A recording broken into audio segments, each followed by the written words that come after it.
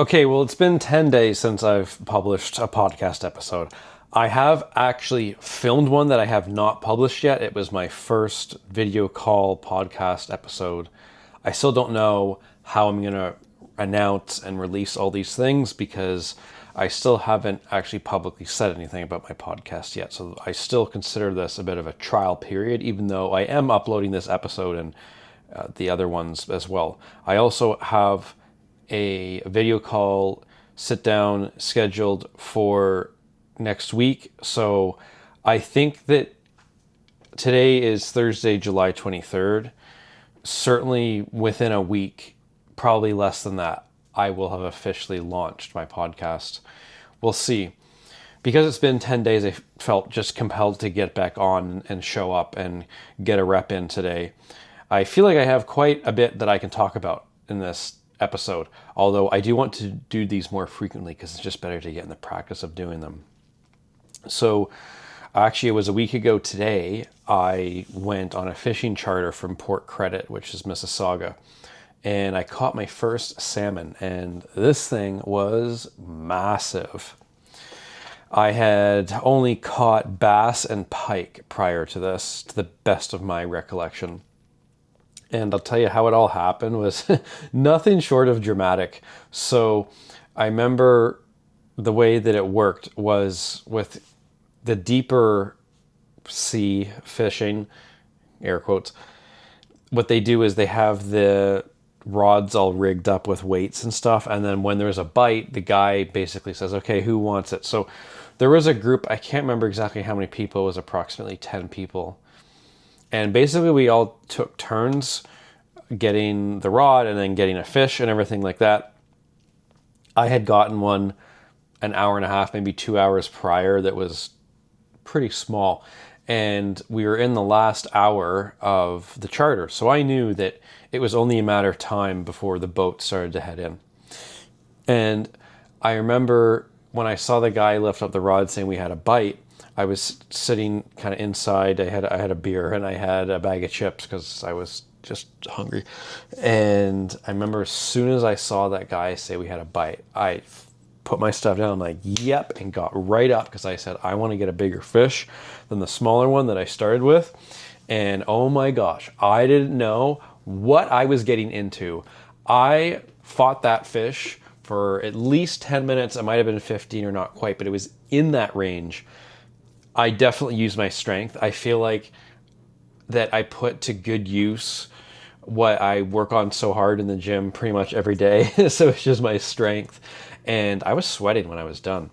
And it was a very rewarding experience, to be honest with you, because I felt like I earned it. All the other fish I had caught before, it wasn't, some of them a little tricky, but not that hard. That was the hardest one. As I said, I felt like I worked for it. I earned it. And yeah, it was a great experience. So I think that I would definitely go deep sea fishing again. I gave, I told the charter with the fish because I didn't handle the fish once what I meant is I picked it up and everything, but in terms of dealing with the fish after that, I let the charter people deal with that. And they asked if I wanted it, and I said no. But then I said, because another family aboard wanted it and they were going to use it and cook for their dinner, so I gave it to them. So that went to good use. I find myself, I might have said this in an episode before, watching a lot of Scooby-Doo and going back, and now I'm finding episodes, the new movies series, which is where they have a celebrity in. For example, last night I watched the one with Sonny and Cher, which is hilarious. Looking back at the celebrities that they use would just not connect with kids nowadays at all. I mean, I guess that goes without saying, but I'm watching some episodes, I swear to you, I've not seen in 20, 25 years. And it's really funny going back. I love this show so much. It ages well. I find that I enjoy it even as an adult. And another hot topic within the last week is I posted a video comparing the Nibs and pull and peels. It's types of Twizzlers. Twizzlers, generally speaking, have always been one of my favorite candy. But I actually prefer the Nibs or the pull and peels better than the normal Twizzlers, but I will still kill the normal Twizzlers. And I don't know which one I prefer. I just wanted to put it up as part of my speaking challenge and see what would happen. And I got some interesting responses. But another thing that unfortunately happened on Saturday was a friend, Dwayne Ward, passed away. And it took everyone completely by surprise. I was friends with Dwayne. My family has been friends with Dwayne, or Wardo as we call him, for a long time. My dad's known him for 40 years. I used to work with Wardo when I did work for the Toronto Blue Jays and the Baseball Academy as an instructor. So I have been all across the country with that man doing baseball camps. He is incredibly passionate about youth baseball in Canada. So many good memories with Wardo. I felt like he was kind of like a brotherly relationship, I guess you could say. But also, I guess, given our age gaps and the fact that he's the same age as my dad, also a father figure per se. But Wardo could definitely get under your skin like a brother, but you love him for it. And for all the times that he might have been a little cranky or whatever, he would make you laugh in the car. I mean, so many times I drove him from the hotel to the park and all these other things, airports and everything. And it's like, oh my gosh. But anyhow, it was a big shock to everyone. The group all on Saturday, as in the alumni group, they all kind of found out later in the game on Saturday, because Wardo missed the ceremony, which I knew something was wrong because Wardo's never late. He was always waiting for me or whoever in the lobby. So that was unfortunate. I posted a tribute video on the Sunday. I couldn't honestly, also to mention, believe how hard that one hit me. And I posted a tribute video about it. And then one of his brothers messaged me, actually found me on my law firm website and said that he had come across my tribute short on YouTube. And he just said thank you. And in his submission, he gave me his email and his phone number. So I just called him. And then he called me back. And we had about a 20-minute conversation just reminiscing about his brother. And it's incredible because what I learned as well, number one, actually, sorry, I'm a little all over the map here. But it was incredible for actually quite a few reasons. Number one, and it didn't hit me actually at first. It took a bit. It did feel good knowing that something that I put out there actually positively affected someone's day. And his brother told me that he felt so, I'm paraphrasing, but he enjoyed it so much that he sought me out online and tried to figure out how to get a hold of me. So that was interesting. And I guess just from a technicality standpoint, I also learned, because his brother, when I asked him, how did you find this, said that he was just on YouTube and it pushed it to him. It just goes to show you how good the AI is now and these algorithms. So when you put a message out there, I mean, not that I backwards engineered it to say in my head, oh, I hope someone from Wardo's family sees this. But in a sense, the message was designed for people that would resonate with, and the platform just put it right to the perfect person. And then now his brother and I have formed that relationship. So I just wanted to touch on that. I saw 3 Days Grace for the second time on Sunday with one of my best friends, Gar, up at Casino Rama, which, if you don't know, is about 2 hours north of Toronto. The way that came about, so I saw them for the first time early May in Oshawa. Loved it. I've always liked their big hits. I started to get into them more within the last year, especially in the fall. For whatever reason, I was listening to someone similar, like Linkin Park or I don't know, something like that, and then Spotify just kind of pushed me on to 3 Days Grace, even though I did have some of their songs saved, but it started pushing me onto ones I didn't have saved, and then it's like, oh, I like this, I like that. And anyhow, it was actually after the fishing expedition last week. I was listening to 3 Days Grace that night, and then I guess I had seen maybe on their Instagram page or something that they had a show on Sunday at Casino Rama, and that show wasn't originally on the concert lineup. So I didn't know it was going on. And in the moment, I thought, oh my gosh, I think I want to go to this. but it's Casino Rama, it's pretty far, how am I going to get up there? And there were all these logistical hurdles. But then I knew that one of my best friends, Gar, lived at least somewhat close to there and would probably be interested in going. So I just called him in the moment. I didn't have any sort of plan. I didn't know how it was going to work. I didn't have tickets. I just said, basically, are you interested? And I got a yes. The next morning, anyway, I found some tickets that they were resale, but they actually weren't marked up that much. And it was fairly reasonable. Bought them. And there's so many logistical hurdles that I had to worry about. Okay, so how am I going to get up to Barrie for him to pick me up? Okay, take the train, spend the day there. We had to watch the World Cup final on the Sunday. And then after that, he drove to the casino. We actually, I meant to say this, went looking for the OELC, Ontario Educational Leadership Centre, which is just north of Casino Rama. I went there the summer between grade 7 and 8. So the summer of 2006, 20 years ago, my elementary school picked myself and 3 other people, and we went to camp there. And I had not seen that area in 20 years since I was at camp there. And before the show, we had some extra time, so Gar drove around. We tried to find the grounds. I looked on Google Maps where it told me to go. I went there.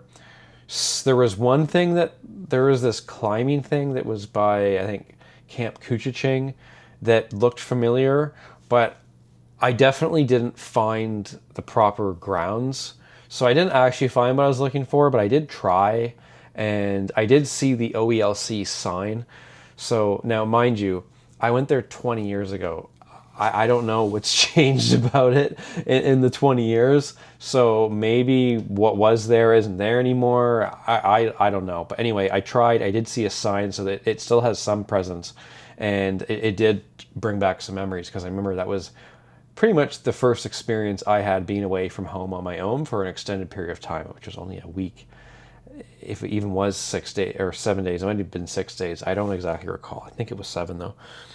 And anyway, that was a very tough week for me, because just trying to adjust. You're still pretty young. I would have been 13, so it's kind of like, okay, being away from your parents and all these other things that are going on.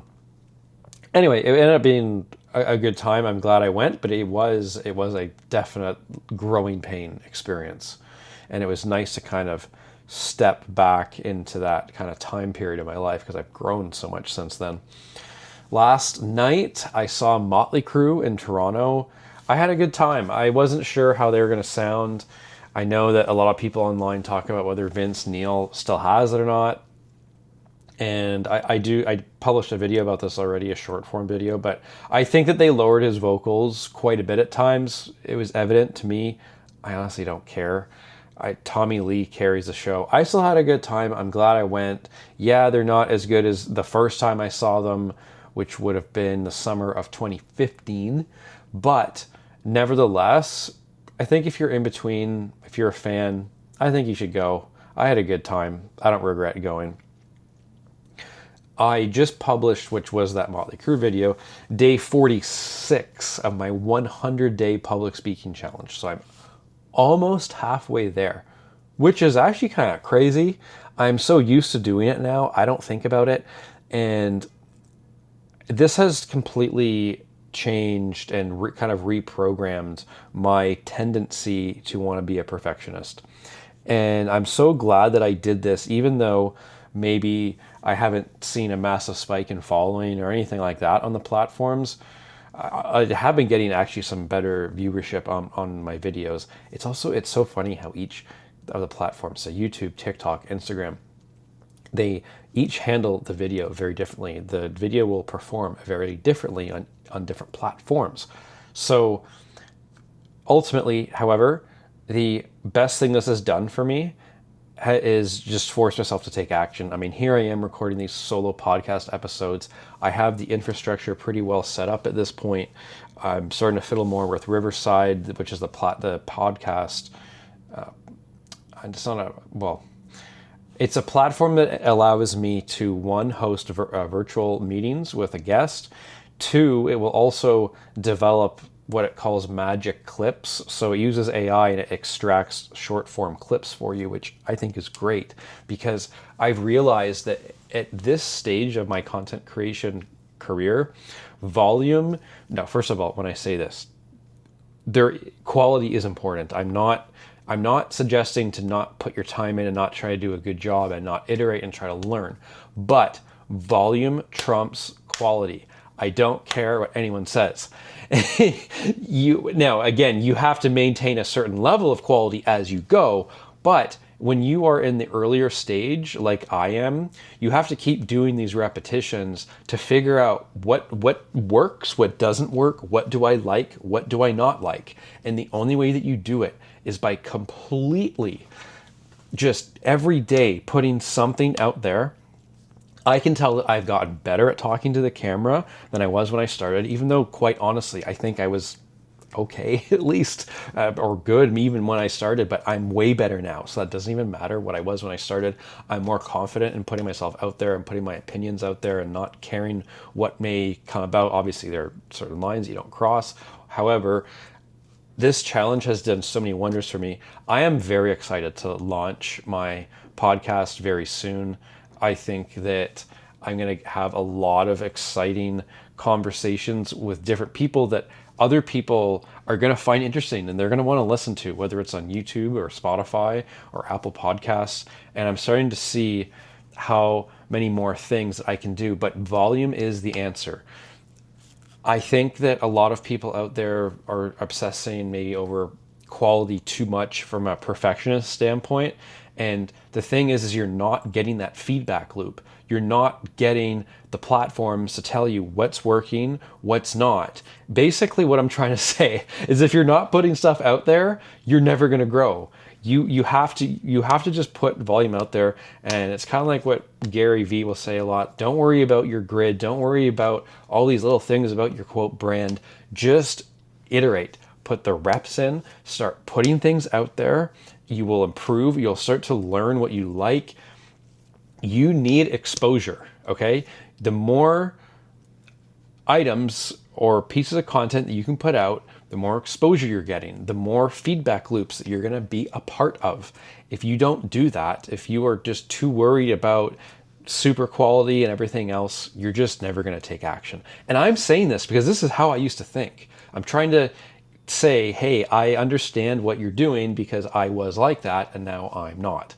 So, and now, still room to improve, tons of room to improve. Obviously, having said that, I'm on a volume kick right now and I think it's working. And again, I don't necessarily mean massive analytics yet. I just mean from a mindset standpoint. I feel a lot more liberated, creative wise, and I am much more convicted to just put takes out there. And once you put one out, obviously you do want to see how it performs because it's going to give you some sort of gauge, but you also just immediately start thinking about the next one, which is you want. So thank you if you listen to this for taking the time, and I'll see you in the next episode. I'm so excited to start getting some guests up here, and I know that there will be some in due time that people will be very excited to see. So thanks, and I'll catch you in the next episode.